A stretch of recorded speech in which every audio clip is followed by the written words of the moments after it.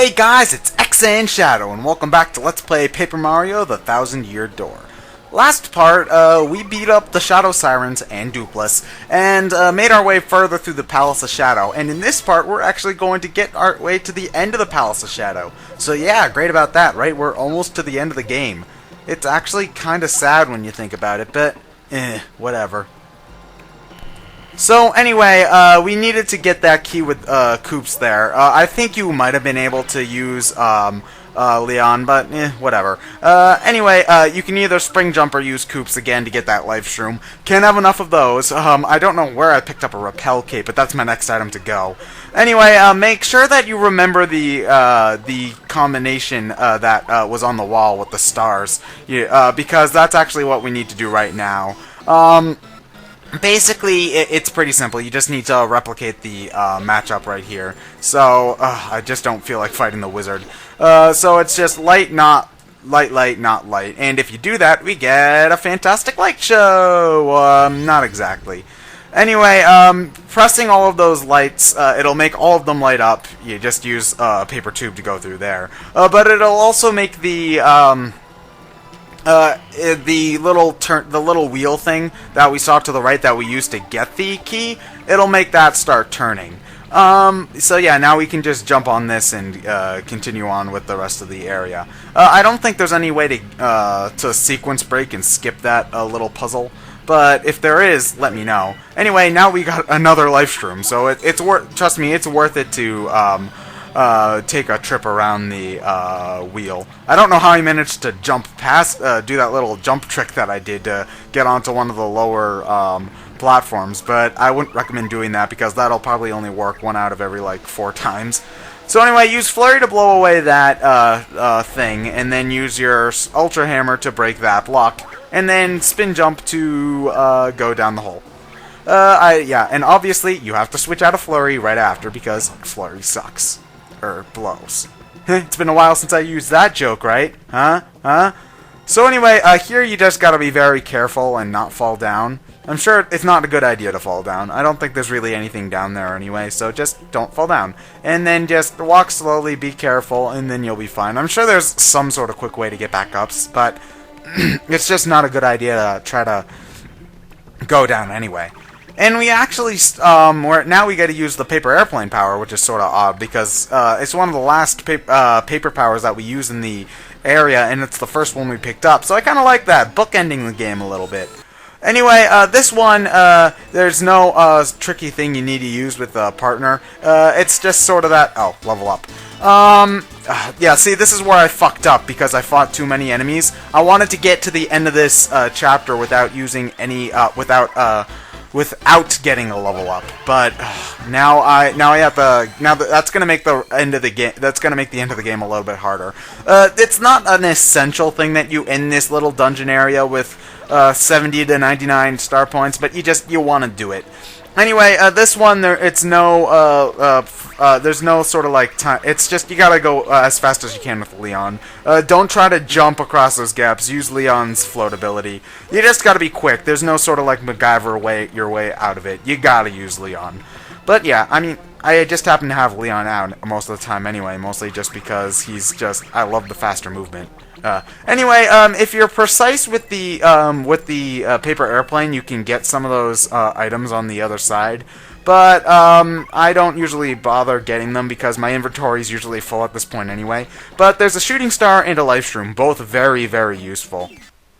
So you're gonna want to get those if you've got the inventory spots for them. Anyway, now I'm going out of my way to fight every enemy I can, just in case I'm able to get my star points back up into the appropriate range. But I can't, so ho hum. Fee fi fo fum, something to something. Yeah, we're almost at the very end. It's hard to believe, actually. Ah, fuck, a few attempts later. Yeah, I actually did have some empty points left. So anyway, since I've got like 4 life shrooms, I just went for the shooting star. No, actually I didn't go for the shooting star, I just got the palace, went straight through. You need the palace key in order to go through that door anyway, so, Spooky. We're making our way to the end here. you can obviously tell just because, you know, big room, the music's gone. So anyway, you're going to want to heal up and save up. So do that and then enter the door, if you dare. Actually, it might not. This is your last chance to go get star points before pretty much the end credits rush. Before the end rush, so keep that in mind. Jeepers, this room gives me a super bad feeling, Mario. What is this chamber? Okay, better turn back now.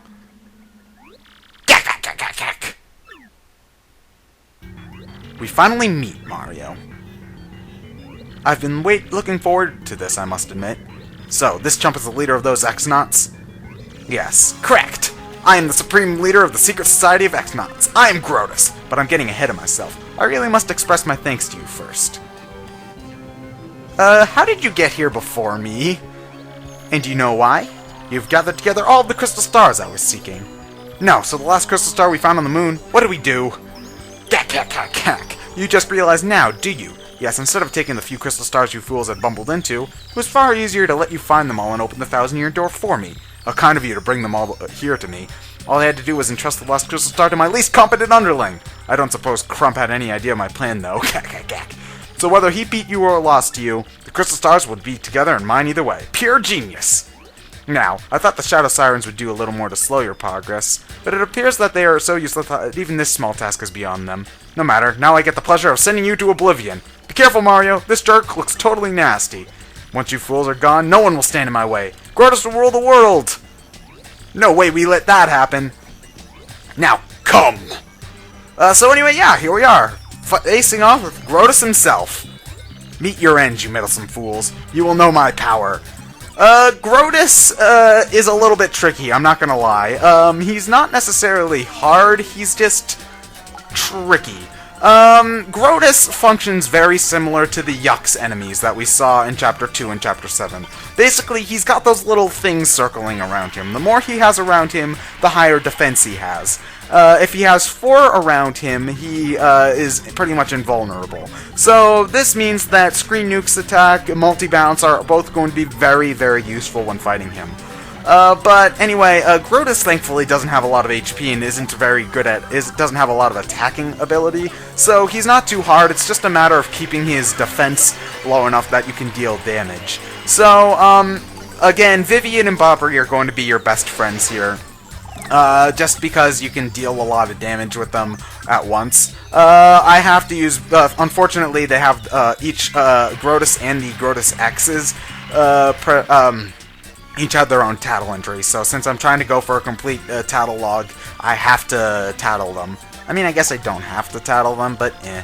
Anyway, these guys actually have 3 HP instead of like 1 or 2, so keep that in mind. Anyway, this is probably where your shooting stars are going to be most useful, so if he manages to get 4 on him somehow, use those there. Though the shooting stars are probably best used when he's only got 2 out, mostly because he becomes completely invulnerable when he's got 4, even to special moves and to items, so using stuff like Earth Tremor or items to attack the Grotus X's is a good idea, because then you do the full damage to Grotus himself too, which is good.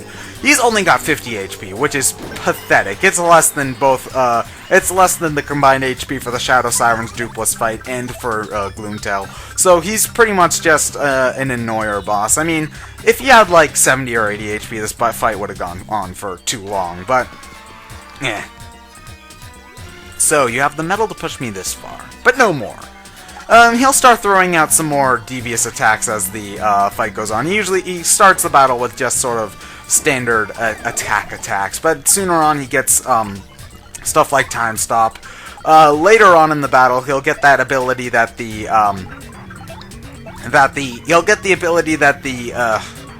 wizard's got that to make copies of himself. I'm actually doing this sort of the wrong way. You should have Mario use multi-bounce to get rid of those enemies, just because the multi-bounce can get rid of all of them for the cheapest amount of flower points, and then you should use your party members to do the high damage. So use Bobbery and Vivian, or have them use an item or something like that. Because Grotus is so small, Art Attack is actually a really effective method of killing him. Just because you can get up to 12 or 15 damage. Ark, you will not stop me. Take this! So now, yeah, now he's throwing out even more attacks, and he also put some statuses on him like dodgy, which is a little bit annoying. Thankfully, he's almost dead. He's got very little health left, and because I'm using Vivian, he's pretty much got a permanent burn status, which is very useful in taking out, taking him out, just because even if you miss an attack with the dodgy status, he is still taking damage every turn, which is good. Ow. Fuck. Gah. Fools. I also do like this. After you get him down to really low damage, he'll one of his eyes will be cracked. Now he put on the counter status, but because he's going to be dead soon, it doesn't really matter. So meet your end, Grotus. Yeah, that was Grotus. He's actually pretty easy. The easiest boss in the Palace of Shadow so far, actually. But anyway, this is, if we had 70 star points, we would have leveled up, which would be nice, because, you know, full heal and stuff for free, which would have been good. You're more than you seem. But this is not finished. I saw even this possibility. Huh? Watch this! Our princess is in this castle! Yes! Oh, wait, she's kind of trapped in the villain's clutches. That's not generally good. Mario! Princess Peach? Move one step and she will breathe no more. You wouldn't. Now try this! Ah, shit. Suddenly I'm getting Dragon Quest V flashbacks. Gak, gak, gak, gak, gak. Now, again! Okay, you know what, Grotus, even though you're sort of a one-dimensional bastard, I do have to pull it on you. You are a lot smarter than Bowser, because, you know, Bowser just sort of keeps Peach in a cage for a while. But you actually use her as sort of a bait, or a trap. So anyway, oh no, Peach is going to die. Wait, what? Wait, what? Grrr! Yes, Bowser! Ugh. Bowser? Ugh. That was a surprise. I didn't think I'd fall. If I put on weight... Your chunkiness, are you okay? So yeah, Bowser fell from the Gloomtail room. Grr! Why is Mario here? And Peach as well? I don't know what's going on here, but I'm gonna put an end to it right now. Mario, first I pound you, then I take the princess, and then the treasure! What? This is unbelievable. Oh, listen, Bowser too? Gwahaha! Aw, all worn out from battle, Mario. Yes, easy pickings. Today's the day I flush a plumber down the drain. So anyway, first off, Bowser fight music right here. Awesome. Second off, this is why I wanted to have 70 star points for before we fought Grotus. If you have 70 star points, generally you'll level up after the Grotus fight, bringing you back up to full HP, making the Bowser fight a lot easier. Thankfully, I managed to end the fight with mostly full HP, but I'm pretty low on flower points, which makes this boss fight kind of annoying. Anyway, thankfully I only need to tattle Kamikoopa, which is good. So this is pretty much the real boss fight. Grotus, he was just softening you up for Bowser, the real villain, to take the show. So anyway, I love this boss fight. It comes out of nowhere. Bowser's only purpose in the entire game was to drop in out of nowhere for this boss fight, which is hilarious and awesome, and I love it. Anyway, same sort of deal with the Shadow Sirens fight. You want to take care of Kamikoopa first and foremost. Bowser is definitely the bigger threat. He has a lot of damage, a lot of HP. However, Kamikoopa is the more annoying of the bunch. She can do all sorts of annoying things, like, her damage isn't, insignificant. She can do all sorts of things like give Bowser status buffs, raise his stats, heal him or herself, which is really fucking annoying. I hate enemies that can heal themselves. But, yeah, just your standard attacks to beat Kamikoopa are a good idea. Leon's not a bad choice because Kamikoopa has no defense. So he can do 6 damage, which is pretty much the most that any of your party members can do to Kamikoopa. Bobbery could do 6 if she were in the front, but Bowser's not, so eh. Anyway, it should only take you like maybe 3 or 4 turns to, oh fuck, I'm frozen. Yeah, this was just a really bad bit of luck here, because I get frozen for a good like 3 or 4 turns, which is really bad, because I'm brought almost down to 0 by the end of this. Grrr, I sure feel good today. I am feeling it. Lord Bowser! Lord Bowser! Rah, rah, rah! Get him!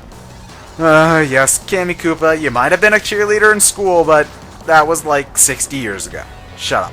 Anyway, Kammy Koopa cycles between being on her broom and on the ground. It's really not that big of a deal because you're generally going to be using jump attacks to attack her anyway because she's in the back row. But yeah, Jesus Christ, I'm low on HP. Jesus. Yeah, that was just a bit of bad luck with the sprayers. I mean, most of the time I don't get frozen nearly that bad. But yeah, it wasn't too bad taking the damage. It was more just the fact that Kammy Koopa got a chance to heal herself that was really annoying. She can heal like 8 health at once, which is bad, mostly just because that's about 1 turn of attacks, which is, so you're pretty much wasting a lot of flower points whenever she heals. Thankfully, it's not as egregious as Bowser from Paper Mario 1, but I mean, still. This is actually the only time in the Paper Mario universe that we actually get to fight Kammy Koopa, too. I mean, we kinda got to in Paper Mario 1, but this is the only time where where Kammy Koopa actually gets like a real fight where she gets attacks and stuff and has an actual health bar, and god damn it. So anyway, I just say fuck this, I want to try Gulp. Gulp actually does the same amount of damage that Ground Pound does, only to both Kammy Koopa and Bowser, so at this point, we're not really focusing on Bowser at all, so I probably should have just stuck to Ground Pound, but whatever. Bowser is just got his standard attacks. If you remember him from Paper Mario 1, his attack strategy is pretty similar. He's got claw attacks, he's got a bite attack that I think can poison you, he's got his fire breathing, which is annoying. But yeah, I'm sort of thinking here, who's the best person to use? Because I was thinking I might be able to use Bob-omb Blast, but I don't want to waste FP because I still got Bowser to deal with after this.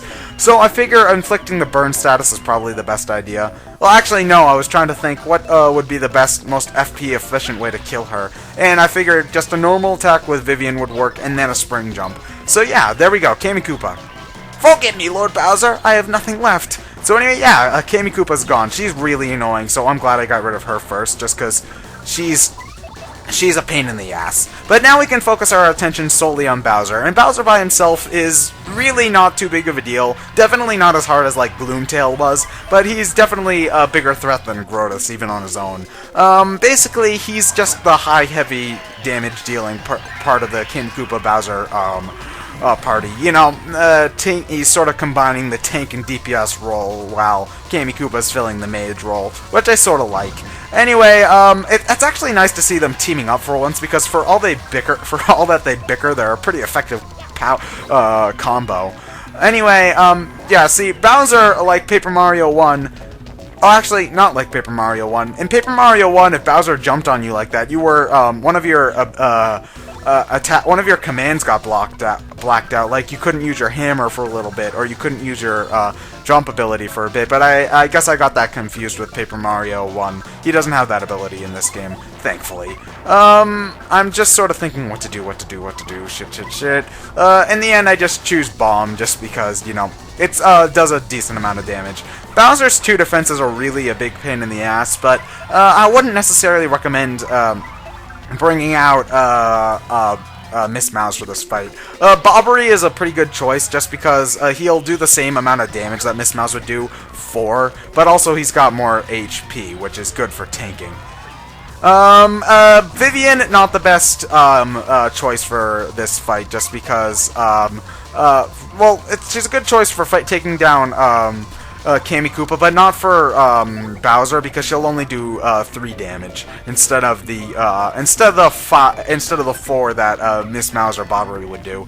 As you saw there, ooh, bingo, B-I-N-G-O, bingo. I actually don't get those very often. God damn it, the audience is asleep. But what was I going to say? Oh yeah, Bowser's Bite, as you saw when he attacked Bobbery. Bowser's Bite still has the poison status effect. That's carried over from Paper Mario 1, so you want to keep an eye out for that. Anyway, Bowser's relatively small, so Art Attack is a pretty good idea when you're facing off with him. Showstopper, it's definitely more FP... I still don't know what to call these things. It's definitely more cost-efficient than Supernova would be, because you can, if you're lucky, get about the same amount of damage in 1 turn. which is good because you know you want to save your star power because spoiler alert, this isn't the last boss. But anyway, Bowser's pretty much done for. He's again, he's tough, but he's not unbeatable. It's mostly Kammy Koopa that's the most annoying part. Taking down Kammy Koopa first will actually make this boss fight relatively manageable. And he actually got confused there. I didn't actually think that that could happen to bosses. Maybe just Bowser, but eh. So anyway, yeah, 2 HP left. Let's finish this off with style. Hammer throw! So there we go. Arrgh! So anyway, yeah, was there a point to having a Bowser boss fight there? Of course there was. Bowser kicks ass. I mean, you gotta have the confrontation with Grotus, but just for plot reasons that we'll see soon, you gotta let Grotus go away. So that's pretty much what Bowser's here for, actually.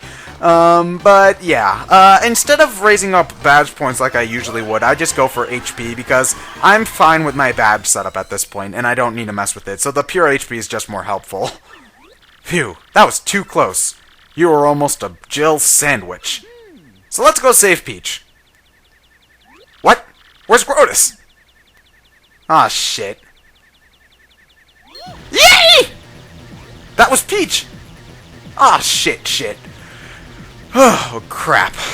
I guess our princess is in another castle after all. So anyway, will we save the princess? What's the treasure behind the 1,000-year door? What is Grotus's plan to take over the world? Will Mario save the day, or will we taste a crushing defeat? Find out next time on the final part of Let's Play Paper Mario: The 1,000-Year Door. I'm ExandShadow, and I'll see you guys later. Oh yeah, also they've got Last Chance Jam and Jelly and Ultra Shrooms here, which is pretty useful.